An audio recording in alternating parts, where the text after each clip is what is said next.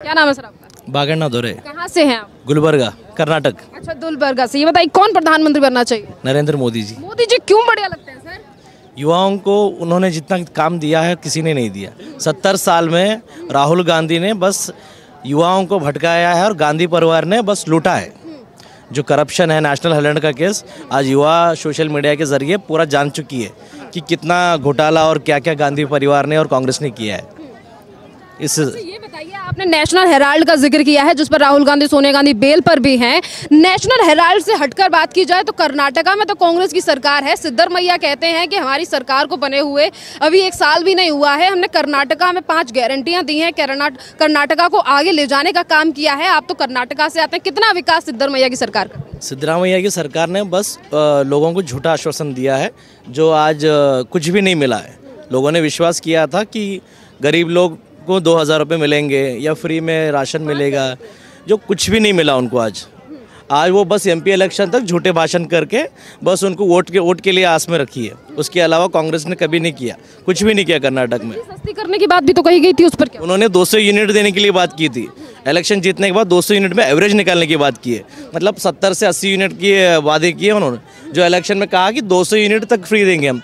अभी कहते हैं हम एवरेज निकालेंगे उसके अंदर। मतलब ये जुमले हैं इलेक्शन के, बस उनको कि इलेक्शन के बाद जो हमने कहा था कि वैसा नहीं कहा, उसमें से 100 नुक्स निकालेंगे कि हमने अलग तरह से कहा था बोल के। तो क्या लग रहा है कर्नाटका की जनता जो है वो कांग्रेस पे फिर एक बार?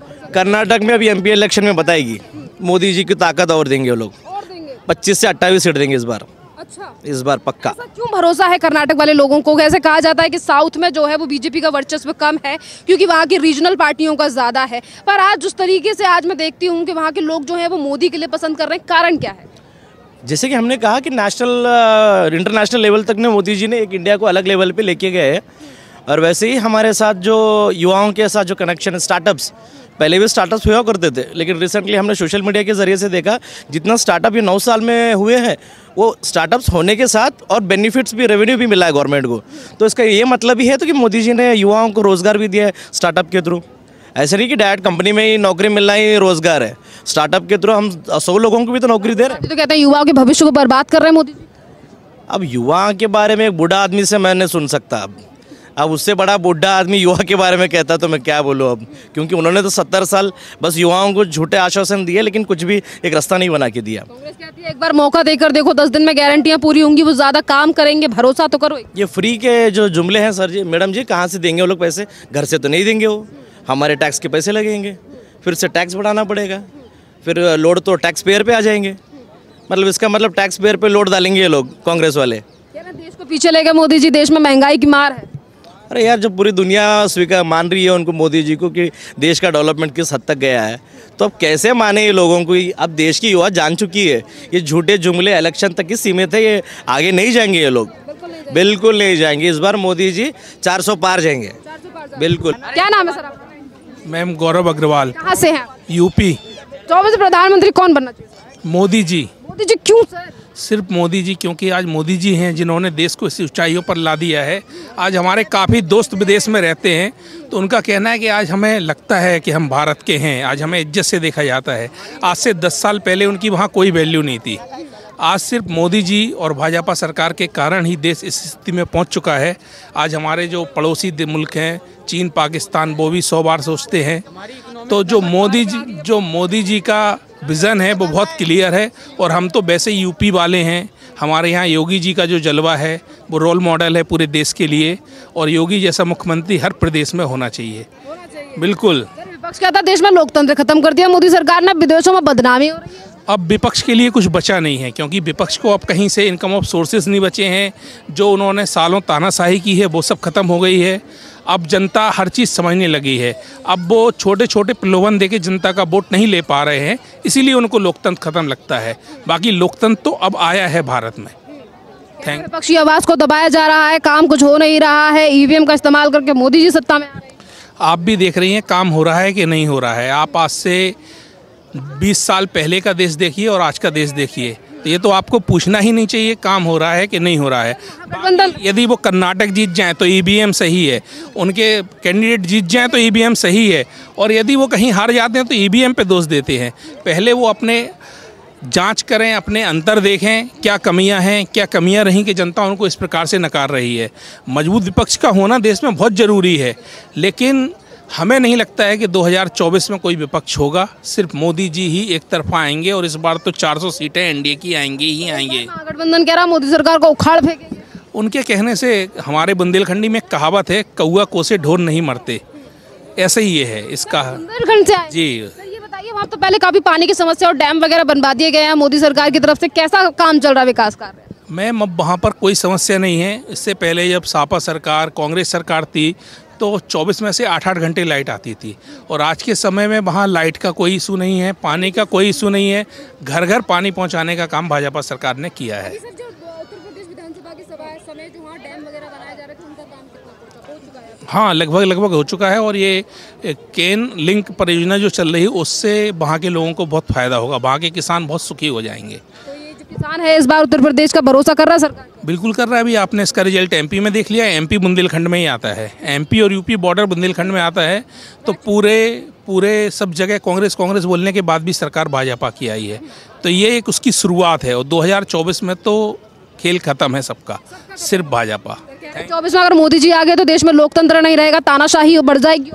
अब वो उनका विज़न है, बाकी जो देश के एक आम नागरिक का विज़न है वो ये है कि भाजपा ही आना चाहिए, और भाजपा के राज में ही हर व्यक्ति खुशहाल जीवन व्यतीत कर रहा है। बहुत बहुत धन्यवाद सर आपका। चलिए कुछ और लोगों से बात करते हैं इन्हीं चुनावों को लेकर। मोहित कुमार। कहाँ से मोहित? दिल्ली। ये बताइए 24 में प्रधानमंत्री कौन बना? मोदी। मोदी जी क्यों? बस अंधभक्त हैं हम उनके भक्त हैं, और बस विकास दिख ही रहा होगा। जितने भी हजारों लोग खड़े हैं, कोई भी नहीं कहते विकास नहीं है, विकास ही विकास हो रहा है। अयोध्या में राम मंदिर का उद्घाटन होने वाला है।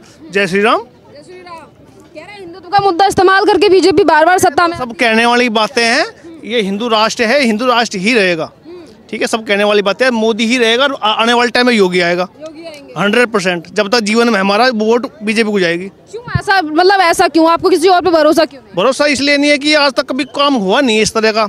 आप देख भी रहे हो, आप कितने विकास हो रहे हैं, कितनी सड़कें बनती जा रही है, हाईवे, सब कुछ बहुत अच्छा काम हो रहा है। डिजिटल इंडिया हो चुका है, हर ऑनलाइन पेमेंट करने लगे। पहले के करेंसी आप पैसे लेके जाते थे बैग भर के, अब आप डिजिटल ट्रांजेक्शन 2 मिनट में कर सकते हो। क्या विकास नहीं हो रहा? सब कुछ विकास हो ही जा रहा है। विपक्ष कह रहा है कि कुछ भी विकास कुछ भी कहता है विपक्ष में। अभी यही निर्धारण नहीं हुआ कि उनके प्रधानमंत्री बनेगा कौन।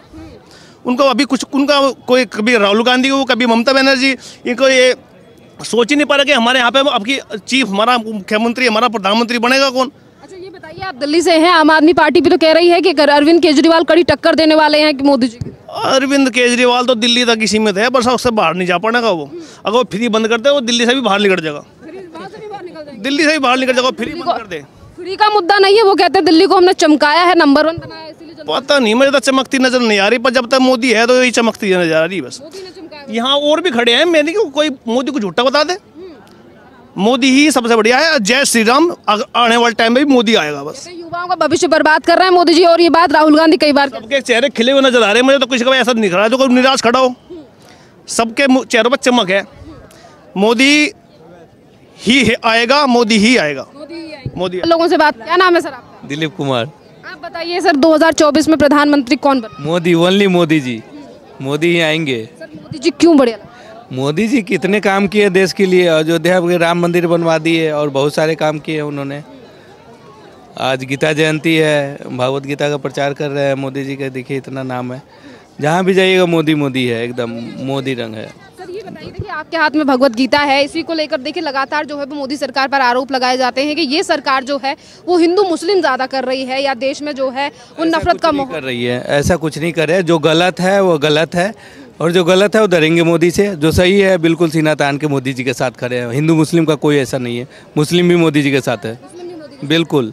आप देखिए ना, मुस्लिम के लिए क्या नहीं लाया, ये जो कानून था उनका तलाक का, ये सब कौन, हाँ 3 ट्रिपल तलाक कौन हटा रहा है? मोदी जी हटा रहे। तो ये सबके लिए सोचते हैं, ऐसा नहीं है कि हिंदू मुस्लिम करते हैं। ये मानसिकता है लोगों की। 22 जनवरी को राम मंदिर का उद्घाटन होने जा रहा है, प्रधानमंत्री नरेंद्र मोदी भी पहुंच रहे हैं, जिसको लेकर विपक्ष आज ये कह रहा है कि बीजेपी जो है वो कहीं ना कहीं राम मंदिर का इस्तेमाल 2024 के चुनावों में करने वाली। राम तो देखो सबके लिए है, और ये प्रभु राम सबके है, हिंदू मुस्लिम कुछ नहीं है। विपक्ष और प्रतिपक्ष कुछ नहीं है। ये सब साथ मिलके राम मंदिर का बढ़िया से मतलब उद्घाटन करें और बढ़िया से धूमधाम से मनाएं, क्योंकि देखो राम की ये हिंदुस्तान है और राम जी का शुरू से अस्तित्व है, तो ये राम मंदिर में धूमधाम सबको मनाना चाहिए, अच्छे से दिए जला के उनका स्वागत करना चाहिए। स्वागत हो रहा है फिर? बिल्कुल।